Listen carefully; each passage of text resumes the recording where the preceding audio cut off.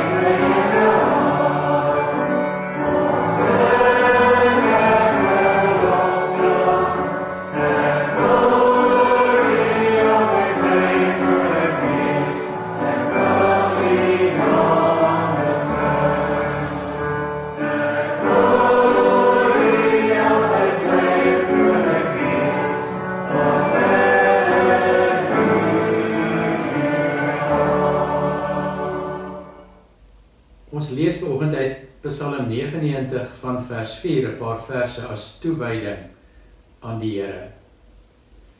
U is die magtige koning. U het die reg lief. Wat reg is, het U tot stand gebring. U het die reg en geregtigheid in Jakob gevestig. Prys die Here ons God.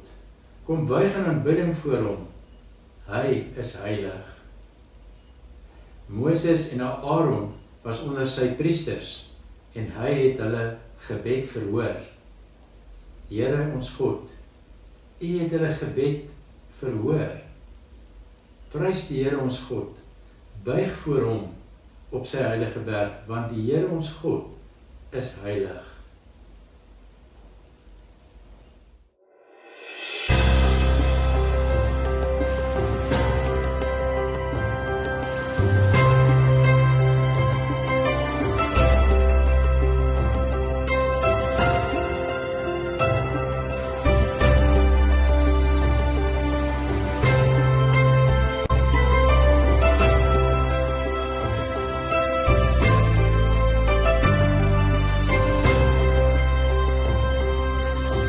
Ons glo in U alleen, saamgebring deur U woord, versamel deur U Gees, beskerm en versorg.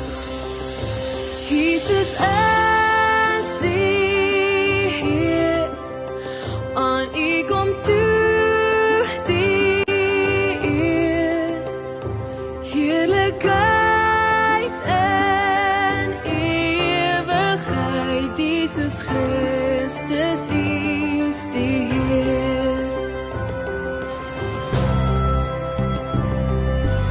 Ons glo, versoen deur U,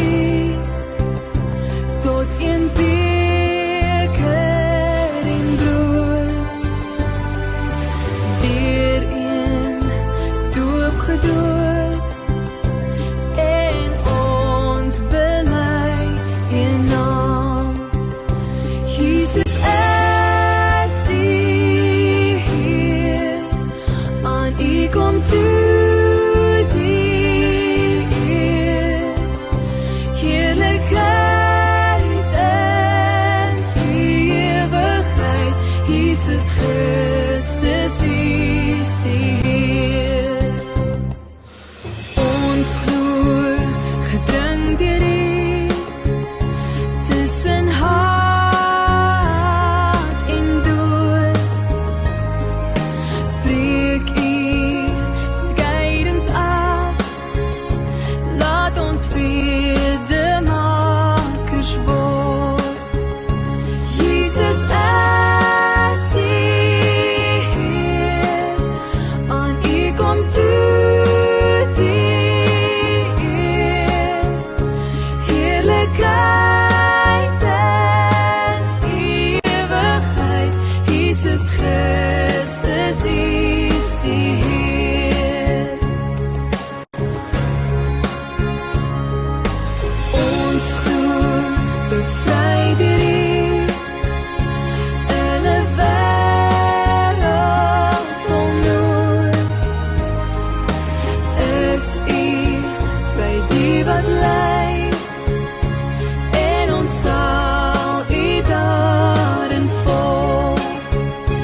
Jesus is die Heer, aan U kom toe die eer, heerlikheid en ewigheid. Jesus Christus is die Heer. Ons glo, geroep deur U, selfs in weerstand en straf,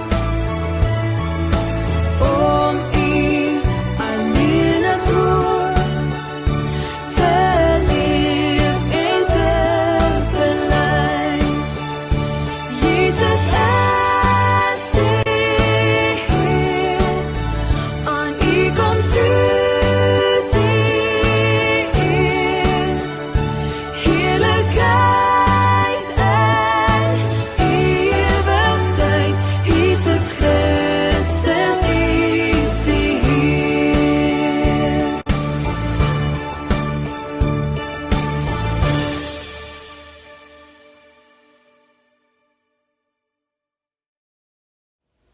Here, wanneer ons vanoggend uit die woord gaan lees, is ons soos elke keer vol verwagting dat U self met ons 'n boodskap wil deel uit die gedeeltes wat geskryf is so lank gelede. Ons voel oortuig, Here, dat U daarin vir ons vandag 'n boodskap het, al het dit so lank gelede gebeur, dit waarvan ons gaan lees. En ons bid, Here, dat U deur die Heilige Gees die woord so aan ons sal oopmaak, dat ons vandag nog ernstig sal wees oor wat ons lees, omdat dit die woorde van die Here is, op 'n baie spesiale manier ook na ons toe. Praat met ons luister. Amen. Ons lees uit 1 Tessalonisense 1 vers 1 tot 10 vandag. Van Paulus, Silvanus en Timotheus. Silvanus is ook Silas, op ander plekke genoem. Aan die gemeente van die Tessalonisense, wat aan God die Vader en die Here Jesus Christus behoort, genade en vrede vir julle. Ons dank God altyd vir julle, almal, wanneer ons in ons gebede aan julle dink. Sonder ophou bring ons dan voor God ons Vader in herinnering die werk van julle geloof, die inspanning van julle liefde en die volharding van julle hoop op ons Here Jesus Christus. Broers, ons weet dat God julle wat hy liefhet, uitverkies het. Want die evangelie wat ons aan julle verkondig het nie bloot met woorde tot julle gekom nie, maar ook met krag en deur die Heilige Gees en met volle oortuiging. Julle weet trouwens hoe ons by julle opgetree het en dit om julle ontwil. En julle het ons voorbeeld gevolg en volgelinge van die Here geword. In baie moeilike omstandighede het julle die woord aangeneem met 'n blydskap wat van die Heilige Gees kom. So het julle 'n voorbeeld geword vir al die gelowiges in Macedonië en in Agaia. Van julle af is die woord van die Here in Macedonië en in Agaia verkondig en oral het die mense gehoor van julle geloof in God, sodat dit nie vir ons nodig is om nog iets daaroor te sê nie. Die mense vertel self hoe julle ons ontvang het en hoe julle van die afgode tot God bekeer het en nou die lewende en ware God dien en dat julle sy seun wat uit die dood opgewek het uit die hemel verwag. Jesus, deur wie ons gered word van die oordeel wat kom. Tot sover lees ons. Liewe vriende, vanoggend wil ons praat oor voorbeeld wees en naaping. Ons is mense wat maar maklik naap. Ek sien byvoorbeeld hoe my kleinseun wat nou 5 is, al die stories van die superheroes, Superman, Batman, Hulk, al daai ouens baie geniet. En dan, nadat hy die storie op TV gekyk het, dan herhaal hy alles wat hulle gedoen het en gesê het selfs. Hulle praat Engels, hy praat selfs Engels agter hulle aan. Dan besef ek hoe belangrik my of ons voorbeeld vir ander is en kan wees. So die belangrike punt is dit, mense boots mekaar naap mekaar. As kinders boots ons ouers en ander volwassenes na. As tieners boots ons die sporthelde, die filmsterre, die musieksterre. Dan ons volg hulle na, want hulle inspireer ons. Selfs as volwassenes is daar rolmodelle wat ons verbeelding aangryp en wat ons as navolgingswaardige voorbeelde sien. So wie bewonder jy? Wie is vir jou so belangrik dat jy sy of haar voorbeeld in jou lewe sal wil volg? Paulus skryf vir ons in hierdie brief aan die Tessalonisense, die mense wat in Tessalonika gebly het, dat daar ook iets van naaping, van voorbeeldstel gebeur het. Tessalonika was 'n baie belangrike handelsstad. En in die stad was daar verskeie godsdienste en geloofsgroepe. Om weg te draai van hierdie godsdienste af was 'n baie groot uitdaging vir die nuwe Christen gelowiges. Hulle moes wegdraai ook van alles wat voorheen vir hulle belangrik was en waaraan hulle vasgehou het, hulle oortuigings, hulle lewens- en waardestelsel. Hulle moes nuwe godsdienstige rolmodelle volg. En hierin was Paulus en Silas en Timotheus die korrekte, presiese regte mense. Hulle het 'n belangrike rol gespeel om die regte voorbeeld te stel. Dit is hoekom Paulus in vers 6 skryf: in baie moeilike omstandighede het julle die woord aangeneem met 'n blydskap wat van die Heilige Gees kom. Nou rolmodelle het geweldig baie invloed. Sonder dat ons dit besef, het ons 'n sê oor mense se lewens. Hoe dit nou gebeur dat daar in Tessalonika weggedraai is van vals afgode en dat die ware God begin dien is.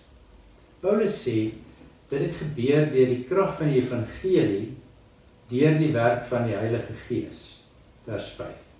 Andersom gesê, hulle het die evangelie gehoor, en God het hulle oortuig, ergens binne in hulle verstand, in hulle hart. God het hulle oortuig deur die Heilige Gees, dat dit die waarheid is wat hulle gehoor het. En hulle het toe daarvolgens begin lewe. Hulle het verander, hulle het 'n nuwe pad begin loop, volgens die nuwe leerstelling wat by hulle was. Maar hierby kom ook die krag van die voorbeelde en die rolmodelle. Paulus skryf uitdruklik, julle het ons voorbeeld gevolg en volgelinge van die Here geword. Sien hoe belangrik dit is vir 'n mens om sy woord en sy dade bymekaar te hou. Nou, hier in Thessalonika het dit so gewerk, in hoofstuk 1 lees ons, Paulus en Silas het die voorbeeld gestel hoe om die Here na te volg. En toe het die Thessalonisense, die mense wat daar gewoon het, hierdie voorbeeld gesnap, en dit het hulle geïnspireer, en hulle het ook so beginne leef, soos die voorbeeld wat vir hulle gestel word. En toe het hulle weer op hulle beurt ander mense beïnvloed, sodat dit uiteindelik sê, in die hele provinsie, in die hele landstreek, het mense die voorbeelde van die Thessalonisense gevolg. Hoe dat dit begin het by 'n paar mense en eindig in 'n hele landstreek. So Paulus en Silas se impak het te doen met kragtige verhoudinge wat in die Here se naam gevestig is. Teoloë beklemtoon dat die hele brief getuig van 'n liefdevolle en 'n nabye verhouding tussen die briefskrywers Paulus, Silvanus, Timoteus en dan die gemeente wat gevestig is. Daai nabye innige verhoudings en belang van die voorbeelde speel 'n sentrale rol in die hele boek. Dit begin in die groep, reg aan die begin, maar ook in die res van die brief versterk die gedagte van 'n intieme verhouding al meer en meer. En daarom het 'n ander teoloog weer geskrywe, if anything, this letter is about relationships and imitation. Goeie verhoudinge wat maak dat ek gaan doen wat jy aan my voorbeeld stel. So die noue verhouding met positiewe rolmodelle trek mense na die evangelie toe, deur kragtige, bevestigende werk van die Heilige Gees. So, my volgende wil ek maar net noem, daar gebeur iets by hierdie voorbeeldstelling, daar is so van 'n storie, daar is 'n voorbeeld en dan 'n toepassing. Van die vroegste tye af al het mense besef, geestelike vorming vind plaas deur die storie wat hulle by iemand sien, die voorbeeld wat daai persoon stel en dan wat toegepas word in die praktyk. Paulus gebruik hierdie strategie ook in die Thessalonisense brief. So in die eerste plek, hy hou homself voor as 'n voorbeeld en hy herinner die mense, sy lesers hier, aan sy eie geskiedenis of sy eie verhaal, wat met hom gebeur het, met ander woorde. Hoe dit hy gelei het vir die evangelie en so meer. Maar hulle het ook, toe hy in hulle gemeente was, ervaar hoe hy is, wat hy doen, hoe hy lewe. So hulle het sy voorbeeld gesien, hulle het sy storie gehoor, hulle het sy voorbeeld gesien. En die twee het na mekaar gekyk. Daarna, in hoofstuk 4 en 5, roep hy nou ook vir hulle op, om in hulle eie lewens ook hierdie beginsels waarvan hy praat te gaan toepas. So, dis sy storie, hulle sien sy voorbeeld en daar's 'n oproep om dit te gaan toepas. Die krag van die evangelie bestaan daarin dat almal voorbeelde word. Die Thessalonisense word selfs vir die hele provinsie 'n voorbeeld. En nog vir ons vandag in 2020, kan jy dit glo? Ons lees vandag van hulle lewe en ook dit is vir ons inspirerend. Nou, hoe staan dit in ons gemeente? Ek het in die afgelope Grendeltyd 'n boek gelees wat my diep aangespreek het oor hoe gemeentes bydra om geloof in en by mense te vestig. En natuurlik nou ook laat groei. Ek is so aangeraak deur die boek, dat ek oortuig geword het, dat elke gemeente in die land behoort ernstig kennis te neem van die beginsels en praktiese voorstelle in die boek.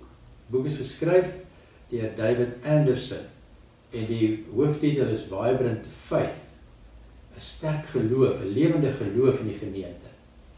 Ek wil dit ook graag met julle as gemeente bespreek, en saam met julle dink oor hoe ons dit in ons gemeente in Olifantshoek kan implementeer. Ek sal graag met julle hieroor 'n gemeentevergadering wil hou ook. Een van die beginsels is dat een van die hoofdoelwitte van geloof is om mense te laat groei of verander. Geloof kan ons nie los soos ons is nie, ons word anders as ons in Jesus glo. Sodat ons uiteindelik autentieke mense kan wees, beskikbaar kan wees, ondersteunend kan wees. In Engels noem die skrywer dit, jy is authentic, available and affirming. Ek sal al hierdie goeders uitspel in 'n volgende geleentheid.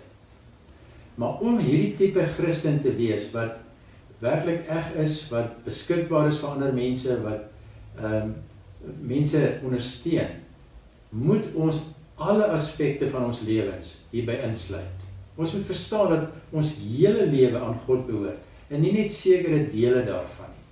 Ons moet ons geloof integreer met elke ding wat ons doen en sê. Aan die ander woorde, hoe ek werk, waar ek werk, wat ek daar doen, hoe ek daar doen, moet 'n teken wees, moet aansluit by ons geloofsoortuiging. En hiervoor het ons mekaar absoluut nodig. Ons moet as huisgesinne, skole, kerk, saam staan en mekaar begin help en bemoedig. Want dit word moeilik om konsekwent die Here se wil te gehoorsaam. Ons word kwaad as daar gediskrimineer word deur regerings of instansies in die samelewing. Wanneer sulke goed gebeur, soos nou in die afgelope week of 2, dan wil ons die gereg in ons eie hande neem. Ons wil almal in 'n voertuig klim en na Senekal toe gaan, om ander op hulle plek te gaan sit. En dan kan dit gebeur dat ons in situasies van ontsteltenis nie meer getrou bly aan Jesus nie. Daarom is hierdie 'n saak wat ons as gemeente en gemeenskap ernstig moet opneem. Ons moet Jesus se woorde na ons toe ontvang, ons moet die verandering wat hy in ons lewens wil teweegbring, aanvaar, en ons moet saamwerk om 'n nuwe gemeenskap te vorm en mekaar daarin by te staan. Want ons kan saam 'n verskil maak. Ons moet nooit twyfel daarin dat God die krag het om ons te verander en om ons te gebruik om die hele wêreld ook te verander nie. Dink aan wat in Thessalonika gebeur het. Amen. Here, baie keer dink ons, wie is ek dat ek 'n verskil kan maak? Daarom probeer ons nie eens meer nie. Ons doen maar net ons eie ding, want dis ek en myself, my huisgesin, ek en my familie. Maar ons lees in die Bybel en ons sien dit gebeur, dat een persoon 'n tweede een kan beïnvloed, en dat daardie persoon 'n derde een kan beïnvloed, en dat 3 mense 'n groep van 10 kan beïnvloed, en so kan ons aangaan. Help ons om nooit maar nooit moed te verloor in hierdie wêreld, wat so op sy kop staan nie. Al is daar onreg, al gebeur daar korrupsie, al is daar dinge wat skeefloop en verkeerd is, mag ons as gelowiges altyd by die regte ding bly, by dit wat vir u belangrik is. U is die een wat die reg gevestig het, so het ons in die begin al gelees. U is die een by wie die reg begin. U is 'n God van reg en regverdigheid. En Here, u sal elkeen wat u dien, ook daarin erken. En u sal op u eie tyd die beloning gee. Help ons, keer ons, om nie ons eie gedagtes af te dwing op die woord en op u nie, maar dat ons u sal hoor wat na ons toe kom en met ons praat, en mag ons lewens daarby aansluit. Help ons asseblief. Amen.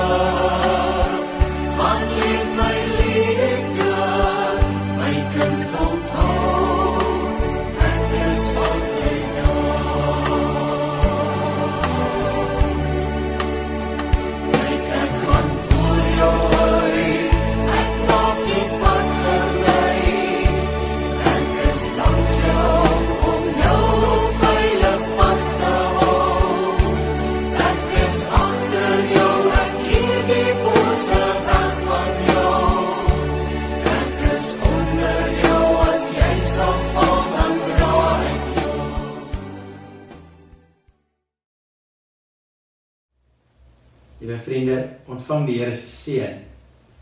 Die Here se liefde vir mense is onberekenbaar. Ook sy liefde vir jou. Ontvang dit, leef dit, en mag dit deur jou en my ook versprei aan ander mense. Amen. Mag jy 'n besondere mooi week geniet, en mag ander mense die Here in jou raak sien. Totsiens.